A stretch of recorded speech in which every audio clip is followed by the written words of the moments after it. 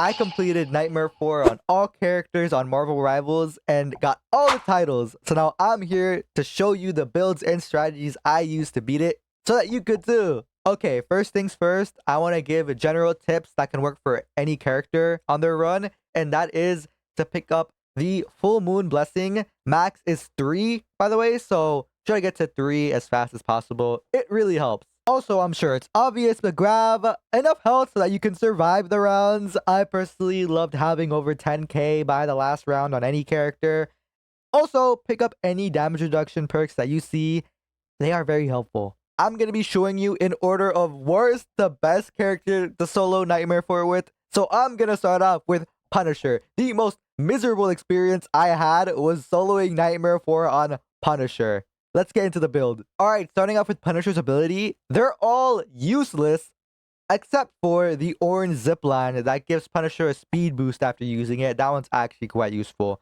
Now for Punisher, never pop his ultimate. It is absolutely useless and won't help you at all. And now for the traits, of course, you're going to want to be using the red tree because it's the easiest to clear with Punisher. And now for the strategy, I went with the duplication strategy for Punisher. I'm pretty sure I did that for every hero, but you're going to want to duplicate his best card, which is his Punisher's upgrades card, the red one. You're going to want to make sure that's the first card you grab when you first load in and duplicate it as many times as you can. Now let's talk the rest of Punisher's cards.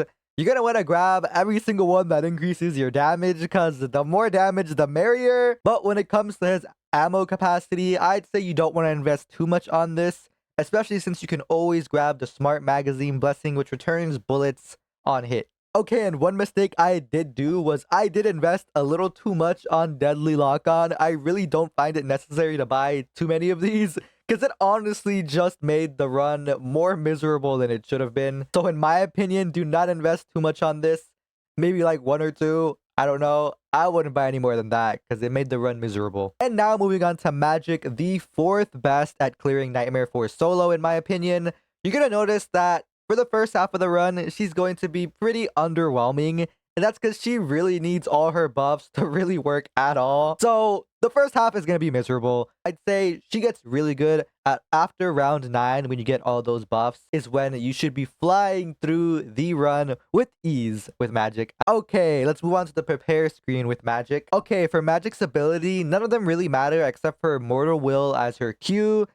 Her E I never used, and her shift ability isn't going to win you the run, so use whatever you want, but this is what I used personally. And now for her traits, I of course went down her red path. Okay, now the card you're going to want to duplicate for Magik is Innate Slash. Of course, get that round 1 and then duplicate it. Okay, when it comes to the rest of Magik's red cards, I grabbed pretty much every single one. But I mainly focused on the ones, of course, that did damage, attack speed, and range, because that's more important than anything, but it wouldn't hurt to pick up any other card, in my opinion. Okay, moving on to the top 3. In 3rd place for the best to clear Nightmare 4 solo is Thor. Yes, Thor, in my opinion, is just a way better Punisher. To the prepare screen. Okay, when it comes to Thor's abilities, they're all useless, except for his ultimate ability. You're going to have that one set to Thunderclap Surge. It's a pretty good get out of jail free card because it'll send all of these squishies up into the air. But of course, these are the ones I use. You can use these if you want, but I never really use them in game. All right, and when it comes to his traits, you're going to want to go for his blue tree, surprisingly, not red this time, his awakening form route. All right, for Thor, you're going to want to grab his Cranium Crusher card to start and duplicate that one as many times as you can. Okay, for Thor's blessings, there are 2 must-have blessings that you need to grab as fast as you can. And those are End Storm, which allows you to right-click while in awakening form, and Rune Recycle, which converts damage done in awakening form into Thor Force so that you can go into awakening form again right after it runs out. Okay, now let's talk about his power prolongation blessing.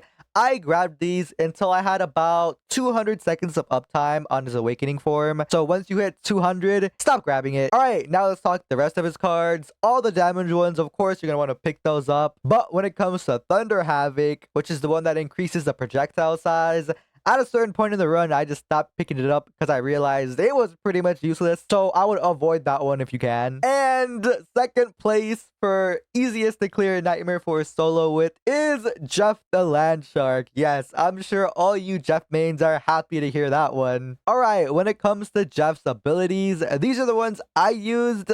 Copy them if you want, but I never ever used his ultimate or his right click. The only one I really used was his bubbles to help me run away. Now when it comes to his traits, I went down his red tree, which is his spit path. Okay, for Jeff, you're gonna want to grab his Jetstream Cannon blessing at the beginning and duplicate that one as many times as you can. Okay, now let's talk Jeff's other blessings. You're gonna want to grab one and only one deep sea reserve, which increases his ammo capacity by 170%. Trust me, that is all the ammo you'll ever need. Do not waste your points buying any more capacity. Now, Jeff does indeed have a blessing you never want to pick up. Avoid it at all costs. A bubble party. You do not need that. Trust me. And the other ones that I didn't mention, they're all good to pick up, especially Gnashing Waters. And now, time for the king of soloing Nightmare 4 solo, Blade. Yes, Blade is by far the easiest and best to clear Nightmare 4 with.